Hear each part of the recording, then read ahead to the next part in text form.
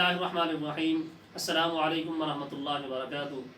आज इंशाअल्लाह अज़ीज़ आपके सामने 5वें पारे की तलख़ीस ज़िक्र की जाएगी। सबसे पहले 5वें पारे के जो मज़ामीन हैं कुछ आपके सामने ज़िक्र कर देते हैं। घर के निज़ाम बेहतर कैसे बनाया जा सकता है, अदल और एहसान के मुतालिक ज़िक्र किया गया, जिहाद की तरग़ीब दी गई, मुनाफिकीन की मज़म्मत बयान की गई और कत्ल की सज़ाएँ ज़िक्र की गई हैं, सलातुल खौफ और मुसाफिर की नमाज का ज़िक्र किया गया और मुआशरती आदाब का ज़िक्र किया गया और यहूदियों का कलाम इलाही में तहरीफ़ करना। ये मज़ामीन आपके सामने इंशाअल्लाह मज़ीद कुछ ज़िक्र किए जाएंगे। सबसे पहले ज़िक्र करते हैं कि घर के निज़ाम को बेहतर कैसे बनाया जाए और कुरानी तालीमात क्या है। हर इदारे का कोई ना कोई सरबराह होता है, बग़ैर सरबराह के कोई इदारा नहीं चल सकता, चाहे इदारा छोटा हो या बड़ा हो। घर भी एक इदारा है। घर के निज़ाम को चलाने के लिए घर में एक सरबराह होना ज़रूरी है ताकि घर का निज़ाम बेहतर चल सके। फिर घर के तमाम अफराद को उस सरबराह की इताअत करनी है, ताबेदारी करनी है, उसकी तौक़ीर करनी है, उसकी सरबराही को कबूल करना है। ख़राबी कब पैदा होती है, घर का निज़ाम कब बिगड़ता है, जब घर के निज़ाम में हर बंदा अपने तौर पर ख़ुद सरबराह बन जाता है। वालिदैन अपनी जगह सरबराह होते हैं, मियाँ बीवी अपनी जगह सरबराह होते हैं, औलाद है अपनी जगह सरबराह होती है। तो हर बंदा जब सरबराह बन जाता है तो ये घर का निज़ाम बिगड़ जाता है। तो घर के निज़ाम को बेहतर करने के लिए सबसे पहला काम ये है कि घर में सिर्फ एक सरबराह होना चाहिए। अब सरबराह होगा कौन, तो इसके मुतालिक सूरह निसा की आयत नंबर 34 में इरशाद फरमाया गया कि अर्रिजालु क़व्वामून अलन निसा, मर्द औरतों पर निगरान है। अल्लाह ने मर्दों को फजीलत दी है। इसकी एक वजह यह भी बयान की गई है कि वो माल कमाता है, माल खर्च करता है, बाहर जाता है, सर्दी गर्मी में धक्के खाता है, लोगों की बातें सुनता है, माल कमा के आके घर में देता है और घर में जो औरत है वो अपनी ख्वाहिश पूरी कराती है। इसलिए घर में सबसे पहले औरत को चाहिए अपने शौहर की सरबराही को कबूल करे। इसके बाद अगर खुदा न खासा अज़दवाजी ज़िंदगी में कोई नाखुशगवार वाक़या पेश आ जाता है, कोई लड़ाई झगड़ा हो जाता है, तो उसको बेहतर करने के लिए भी कुरानी तालीमात हमारे सामने है। तो नाफरमान औरत को बेहतर करने के लिए, उसको दुरुस्त करने के लिए, उसके लिए तदरीजन 3 हुक्म इरशाद फरमाए गए हैं, 3 इस्लाहात इरशाद फरमाई गई हैं। सबसे पहली इस्लाह ये है कि उसको वाज़ नसीहत की जाए, प्यार और मोहब्बत से समझाया जाए।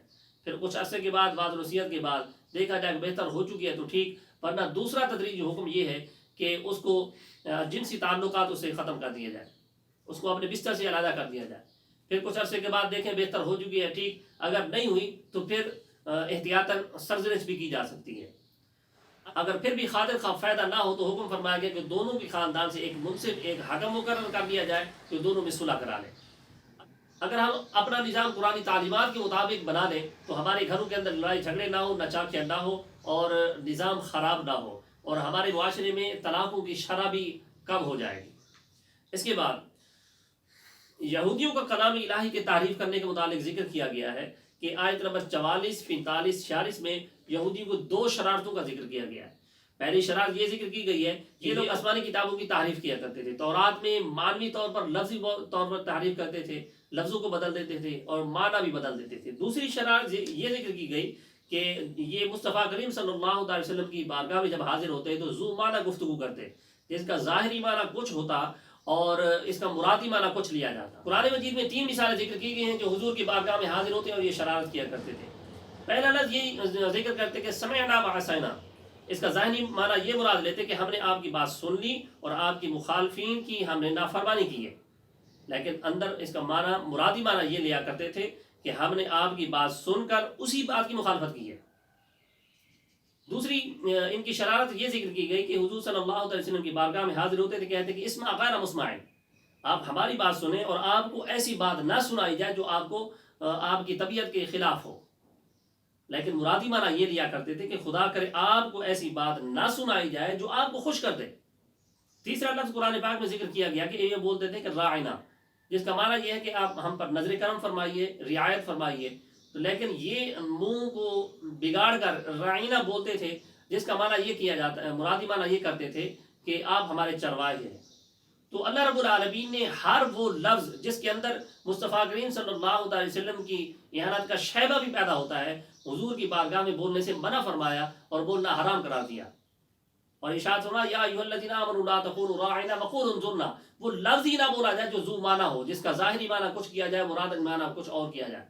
तो हुजूर सल्लल्लाहु अलैहि वसल्लम की बारगाह में ऐसा लफ्ज़ बोलना حرام ہے، اگر کوئی جان بوجھ کے بولتا ہے تو وہ ایمان سے خارج ہو جاتا ہے۔ اس کے بعد آیت نمبر 58 میں ذکر کیا گیا امانت کی ادائیگی کے متعلق کہ امانتیں ان کے حقداروں کو دے دو، جب فیصلہ کرنے لگو تو عدل کے ساتھ فیصلہ کرو۔ امانتوں کے متعلق ذکر کیا جاتا ہے کہ عموماً ہمارے معاشرے میں اس کو مالی معاملات میں تصور کیا جاتا ہے، لیکن اس کا معنی بہت وسیع ہے۔ کسی کا راز کسی کے پاس ہے وہ بھی امانت ہے۔ اسی طرح کوئی بندہ کسی سے مشورہ طلب کرتا ہے، اچھا مشورہ دینا بھی امانت ہے۔ اور کوئی بندہ کہیں ملازمت کر رہا ہے، وقت پہ آنا جانا، وقت پہ وہاں پر ڈیوٹی دینا، پوری ڈیوٹی دینا، یہ بھی امانت ہے۔ بچوں کی اچھی تربیت کرنا، یہ والدین کے پاس ان کی بچوں کی امانت ہے۔ اسی طرح جو ہمارے پاس منصب ہے، ہم نے اس منصب کی حفاظت کرنی ہے، اسی منصب کے متعلق ہم سے پوچھا جائے گا۔ آیت نمبر 101 میں مسافر کی نماز کا ذکر کیا گیا کہ وہ قصر کرے گا۔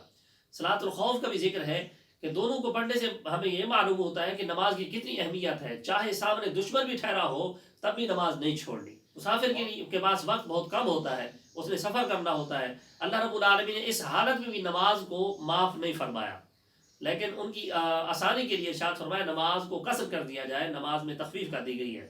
4 رکعت نماز کو 2 رکعت پڑھ دی جائے۔ ظہر، عصر اور عشاء کی نماز 4 رکعت ہیں تو ان کو 2 رکعت نماز ادا کی جائے گی۔ شرعی مسافر کب ہوگا؟ شرعی مسافر تب ہوگا جب 98 کلومیٹر مسافت طے کر لے گا تو شرعی مسافر ہے۔ اس نماز کا قصر کرنا اس پر واجب ہے۔ پھر آداب معاشرت ذکر کیے گئے۔ 86 آیت میں ارشاد فرمایا گیا، معاشرتی آداب بتائے گئے کہ جب تمہیں کسی لفظ سے سلام کیا جائے تو تم اس سے بہتر لفظ سے سلام کرو۔ اگر کسی نے السلام علیکم ورحمۃ اللہ وبرکاتہ کہا تو انہی لفظوں سے بھی جواب دیا جائے کہ وعلیکم السلام ورحمۃ اللہ وبرکاتہ۔ اگر کسی نے سلام کا جواب نہ دیا تو وہ گناہ گار ہوتا ہے۔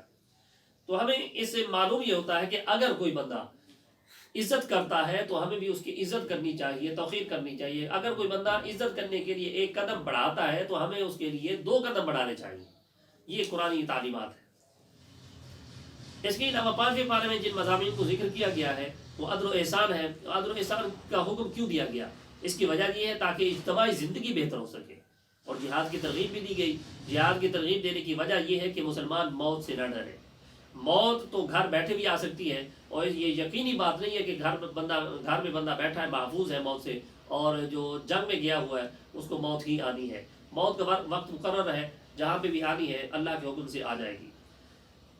پھر مسلمانوں کو منافقین سے چکنا رہنے کی ترغیب دی گئی ہے، اس لیے کیونکہ یہ مسلمانوں کو بھی اپنی طرح کافر بنانا چاہتے ہیں۔ قتل کی سزائیں ذکر کی گئی ہیں۔ اس کی وجہ یہ ہے کہ انسانی جان کی اہمیت ہو اور اس کی حفاظت کی جائے، اور اس کی سزائیں ذکر کرتے ہوئے لہجہ ذرا سخت رکھا گیا ہے، اور جو بھی شخص قتل کو جائز سمجھ کے کرے گا وہ ابدی جہنمی ہوگا۔ آج کی نشست میں بس اتنا ہی۔ اللہ کی بارگاہ میں دعا کرتے ہیں اللہ رب العالمین ہم سب کو قرآن سیکھنے، سکھانے اور اس پر عمل کرنے کی توفیق عطا فرمائے۔ اللہم نور قلوبنا بالقرآن وزین اخلاقنا بالقرآن ونجنا من النار بالقرآن وادخلنا فی الجنة بالقرآن۔ السلام علیکم ورحمۃ اللہ وبرکاتہ۔